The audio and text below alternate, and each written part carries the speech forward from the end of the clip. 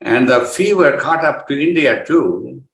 And it so happened we were lucky to have as a chief minister, Mr. Chandrababu Naidu, who was a visionary and had his own ideas on what we should do as a country.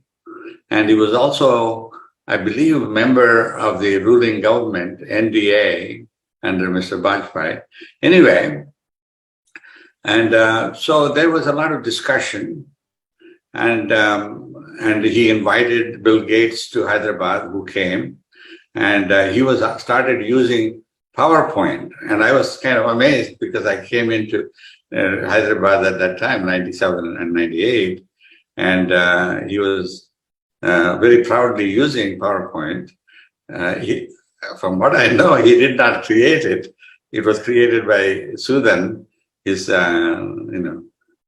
special secretary for IT. But anyway, he was using PowerPoint to explain things. And there was also, at the same time, a number of IT companies were started, like TCS was already there since the middle, and Infosys and so on. All of them, Devang Mehta, who was the, who created this NASCOM and became the first president, was kind of in Hyderabad, and together in this cauldron of activity in India, they came up with the idea we need to kind of create an institution which can train high quality professional in the information technology.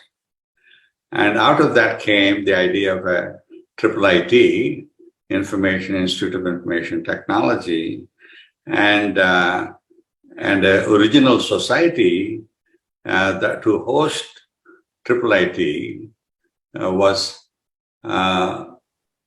created by a society registered by Sri Srinirazu and Devang Mehta, who is no longer with us, and Ram Mainam-Pati. Three of them were the co-signers of the society at that time. And so this was all done, I believe, at the instigation of the chief minister, because they wanted to start a IIIT. They didn't know how to do it and what to do. And we were very fortunate at that time to have two visionary IAS officers, Mr. R. Chandrasekhar and Mr. Ajay Sahani, both of whom were not only knowledgeable in information technology and computers and so on, but were actually providing significant conceptual and visionary leadership in the AP government. So Mr. Chandrababu Naidu asked them to say, you create this institution and get it started. And they basically said, if we created it like every other university, it will never, amount to anything. So they wanted to make it completely autonomous with no, any kind of no links or no control from any bureaucratic machinery in the government, which turns out to be the big problem for most of the other IIITs and other institutions that have been started. They have some umbilical cord to the government who still can control what they do. So it is not true that the government did not provide support. It turns out the land that IIIT is on is about 65 acres or so, and the buildings, original buildings that are still there, were all built for the High Court of Andhra Pradesh, who did not want to use it, did not want to move far away from the center of Hyderabad in the boondocks. And so that was given on a rental or a lease of 1 rupee per year. And that turns out to be a non-trivial amount, of support from the government.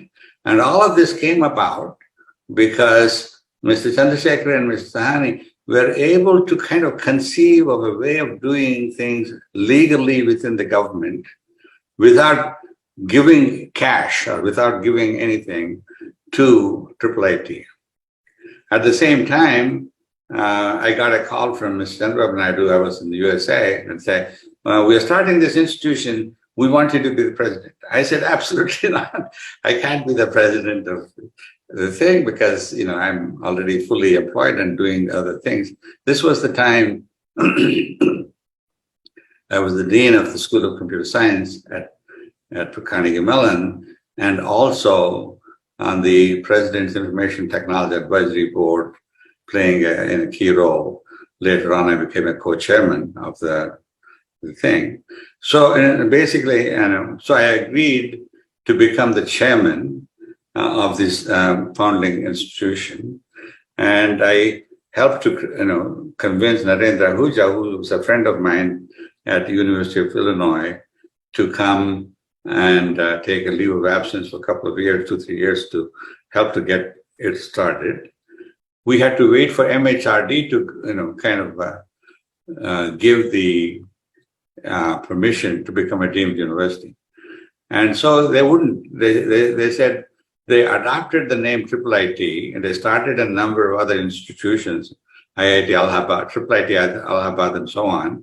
Then suddenly they declared IIIT is our name, you can't use it. And it turned out it was trademarked and copyrighted by IIIT Hyderabad, but that doesn't matter. It didn't matter because they were in power. Mr. Murali Manohar Joshi, who's was the minister for MHRD, and he said, "Nothing doing. You have to change your name." And secondly, and of course, because Mr. Chandrababu Naidu was part of the government, he was able to twist the arms of the chief minister, the prime minister, and the minister for MHRD but they said, "You must change the name." So fortunately, inspired, we kind of changed it to international. That meant we get to keep the IIIT name intact. And so that's the history of how we became an international institute of information technology.